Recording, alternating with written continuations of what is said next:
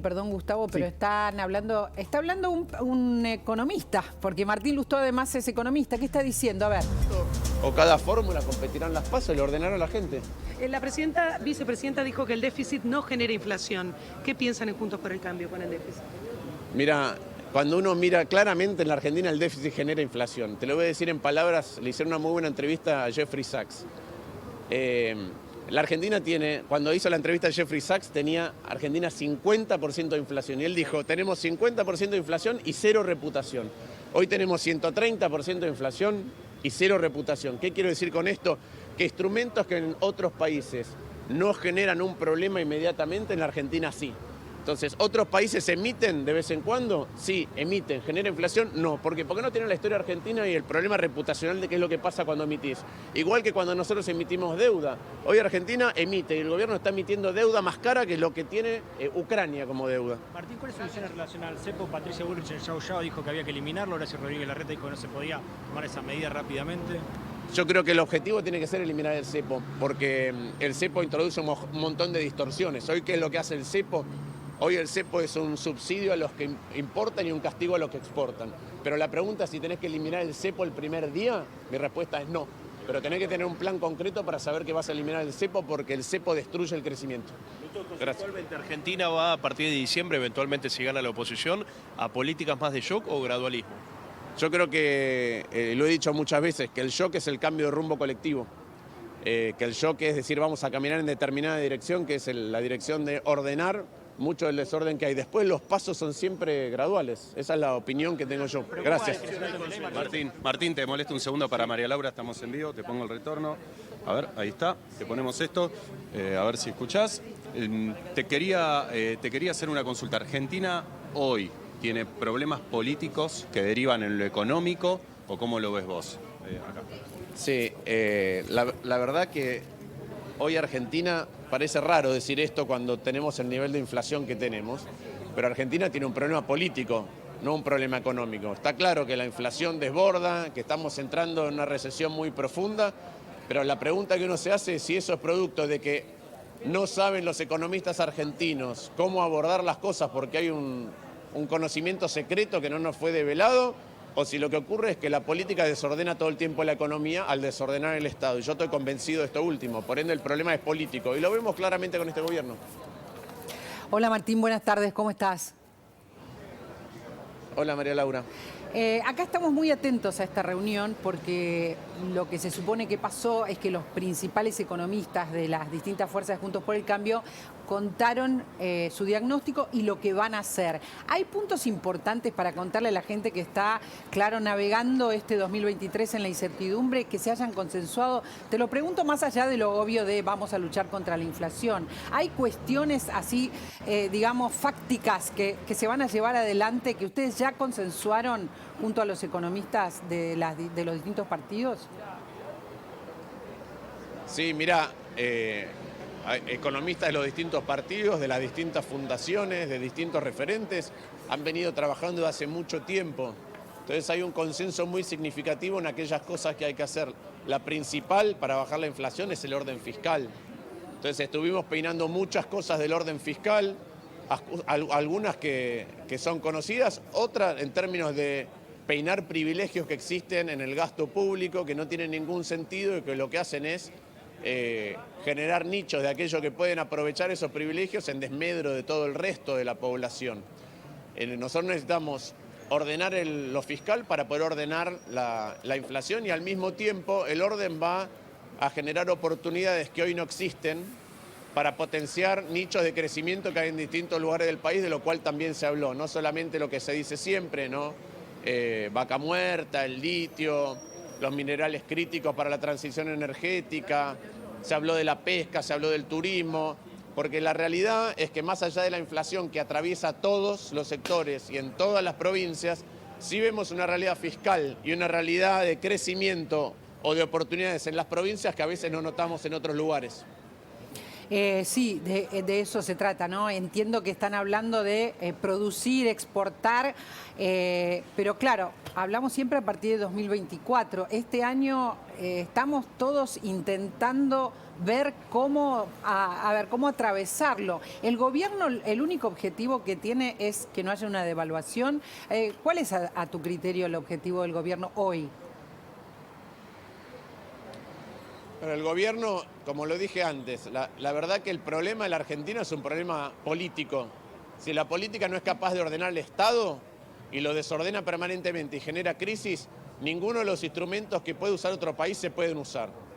Entonces, el gobierno muestra claramente esto, porque cada vez que trata de hacer algo, tiene tanto conflicto interno político y puja hacia un lado y hacia el otro con respecto a lo que hay que hacer, que genera más desconfianza y por ende acelera la crisis. ¿Qué es lo que está tratando de hacer a pesar de acelerar la crisis?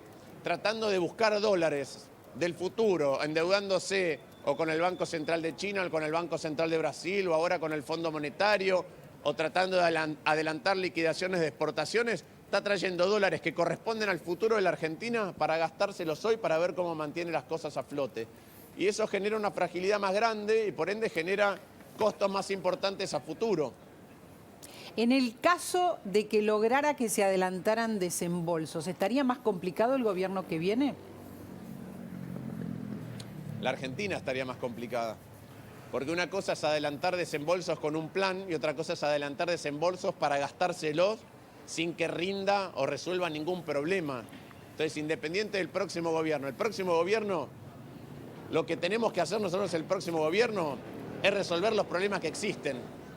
Si lo que deja el gobierno actual es una situación mucho más frágil, la verdad es que lo que vamos a estar peor somos todos los argentinos y las argentinas, independientemente del gobierno. A los gobiernos elegimos para que resuelvan las cosas. Si tienen menos instrumentos, padecemos más la resolución de los problemas. Y eso es parte de lo que se habló, cómo la situación de fragilidad, además de ordenamiento de las cuentas fiscales, se puede generar un cuidado especial, ¿sí?, para lo que hemos perdido de poder adquisitivo, para poder recuperar aquello que se ha ido perdiendo a través del tiempo en estos años del gobierno nacional. Pero te preguntaba el gobierno que viene, porque por si los actores o los principales candidatos, ustedes pueden llegar a dialogar o no con el gobierno actual para que esto no pase, o pueden llegar a plantarse y decir, no, estos desembolsos no, ahora no, digamos, si hay algún tipo de posibilidad de diálogo. ¿Pero con qué gobierno actual? ¿Con quién habla uno en el gobierno actual para intentar un diálogo racional? Un diálogo racional que preserve a los argentinos y que además el gobierno cumpla. Porque hay un presidente, pero el presidente dice una cosa y la vicepresidenta dice otra. Massa está negociando con el fondo y la vicepresidenta habla en contra del fondo. El presidente va a un programa de radio en el medio de la disparada del dólar y también habla en contra del fondo. Entonces, ¿qué tipo de compromiso se puede obtener de un gobierno nacional que no sabe qué piensa ni qué quiere hacer? Se viene un tarifazo, supongo que está saltando, ¿no? Ya está anunciado, Rubén, el tarifazo. Sí. Entendemos que quieren cumplir con las metas con el fondo. Sí, a tarifazo que incluso ya quedó corto ahora, pero que fue el que le establecido con el nuevo esquema con la segmentación. En algunos casos, a partir de mayo, hay que contar que sube prácticamente 100%, sobre todo en el caso de los medios, que son los que pasan a pagar tarifa completa. Y esto va a ser una sacudida muy grande para la gente. Pero lo que pasa... Muy grande. Te escucho. Otra vez, María Laura, eso tiene que ver con el desorden de pensamiento. Yo hace rato que vengo diciendo que la manera de resolver el atraso de tarifas es subir las tarifas todos los años un poco más de lo que sube la inflación, porque es la manera de recuperar el atraso que tuviste y eliminar el subsidio. Vos imaginate que si hacer energía, llevarte a la puerta de tu casa vale 100 y el primer año vos cobras 100 de tarifas, está bien. Si la inflación es 100%, al año siguiente te cuesta llevar a la puerta de tu casa energía 200. Si vos no subís la tarifa, tenés 100 de subsidio. Al otro año, si tenés 100% de inflación, te cuesta 400. Si no subiste la tarifa, tenés 300 de subsidio. Lo multiplicás por 3. Entonces, el problema para revertir eso es subir todos los años las tarifas un poco más que la inflación. Y después saber en cuánto tiempo querés recuperar el total de la tarifa o eliminar el subsidio completamente. Porque la gente no tiene la culpa de que vos atrases las tarifas. Y entonces no le tenés que tirar el problema de la noche a la mañana. ¿Qué es lo que hace el gobierno nacional? Un día te lo anuncia. Otro día la inflación es más alta, pero entonces se vuelven a atrasar las tarifas. Otro día tiene elecciones y no lo quiere hacer. Al día siguiente tiene que ir a buscar plata al fondo y te lo hace de golpe. Eso es desordenar el Estado, eso es desordenarte la vida cotidiana, eso es desordenarte la planificación y así no hay proceso de producción y de crecimiento que suba.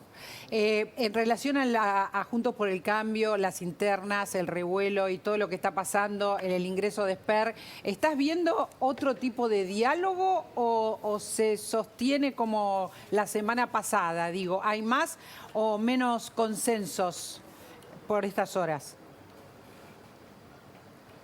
Mirá, no hemos hablado de eso, hemos tenido una reunión acerca de De la los economía. consensos del plan económico, Claro. sobre cómo implementar aquellas cosas. Pero hablaba del que tono. creemos que no solamente bajan la inflación, sino que además permiten, como decía antes, reiniciar un proceso de crecimiento en una economía que hoy está atravesada por la inflación y por la recesión y por ende generando más pobreza todos los días.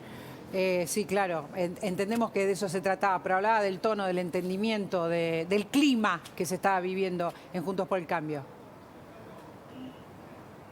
Mira, el clima de Juntos por el Cambio, hoy tuviste casi todos los candidatos presidenciales, un montón de referentes de todos los partidos, hablando de esto y de fortalecer Juntos por el Cambio. El radicalismo ya se expresó con respecto a esto, igual que la coalición cívica, y nos parece que la ampliación es buena. Gracias, Martín, gracias por tu tiempo. Te vemos medio en sombras y te agradezco un montón. Gracias. Nos parece que es importante tu palabra. Este día, Diego, en que hay una reunión de todos los candidatos, de todos los economistas y la gente mirando la economía. Gracias, Diego. Vamos a volver cuando vos lo dispongas. Por supuesto, hasta luego. Esto también es